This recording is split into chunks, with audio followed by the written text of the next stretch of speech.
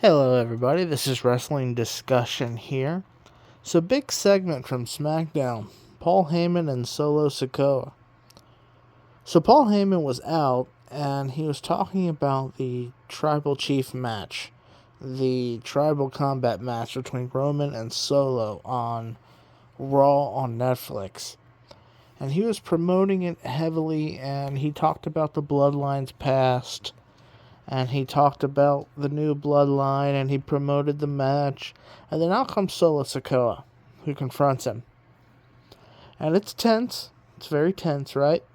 And Solo declares to Paul Heyman a stipulation of the match is that, and he got this approved, that if if Roman Reigns lost the match, then Paul Heyman would have to come over to the new bloodline. He would have to be Solo Sikoa's new wise man. Now, this adds a lot of stakes to the match because now they're not only fighting over who's going to be the tribal chief, they're now fighting for Paul Heyman. Now, some are speculating that Paul Heyman is secretly a heel, that he's now working with The Rock behind the scenes to stab Roman in the back, sort of thing. Some might even be speculating that he's just with Solo. Who knows? But I will say that when you think about it, this makes Solo the heavy favorite to win this match, because what better way to screw over the babyface Roman Reigns than to take his wise man, Paul Heyman?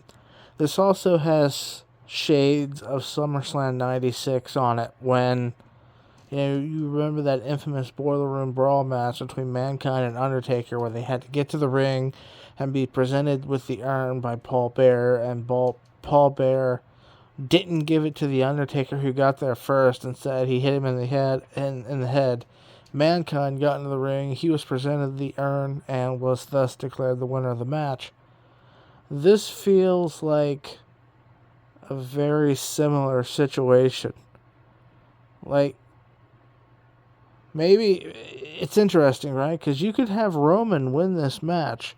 You could have Roman go over on Solo and have the Ulafala and give it to Paul Heyman to present to Roman Reigns like he's done before. But then Paul Heyman shakes his head no. And then maybe you have the Rock's music or the new bloodline come out and attack Roman in force. Right? That's one way this could go. Or you could have Paul Heyman remain a babyface, have Roman Reigns get screwed over, and Paul Heyman have to join Solo unwillingly, but still remain a babyface, right? A lot of different ways this can go, a lot of different potential bookings. There's rumors about The Rock being on Netflix for the show, and then there's rumors that he's going to miss WrestleMania. There's some people who hope he still makes WrestleMania. It's that time of year where rumors are just swirling around. And we don't know how this booking's going to go. We really don't. But, either way you look at it, adding Paul Heyman to Solo, whether Paul remains a heel or babyface, makes Solo that much more of a dominant heel, right? Because, if Heyman betrays Reigns in some fashion and joins Solo, well then, that's just a monster heel sort of move, right?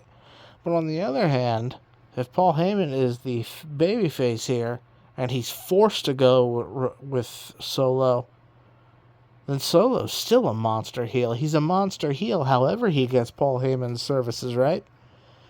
And kind of makes it a no-lose situation. Makes it really hard to predict Roman winning this match, because I don't see them blowing this off here with 3 months to go before WrestleMania. We're headed into that season. Another option here, possibility, is that Drew McIntyre just outright screws over Roman Reigns and helps Solo win. That's another booking option, right? Because it could be The Rock, could be Drew McIntyre, could be Drew McIntyre representing The Rock. A lot of different balls up in the air on this one. And the segment was really powerful. It really was. Solo is getting better on the mic as time goes on. And he's going to be in that main event world title picture role sooner rather than later. I would not be surprised if in 2025, somehow, someway, Solo Sikoa gets a world title. Not from who, not sure from who, right? Not sure from who, because I also think Drew McIntyre is going to be a world champion in 2025. So where Solo Sikoa gets that world title is anyone's guess. He's been on Smackdown as part of the Bloodline for years now. I wouldn't mind seeing a shift where the Bloodline goes to Raw and they do their stuff there, especially with it being on Netflix, right?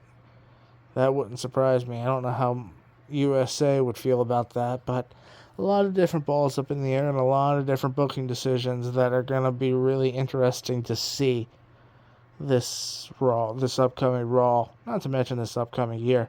But that's all for this one, guys. Thank you.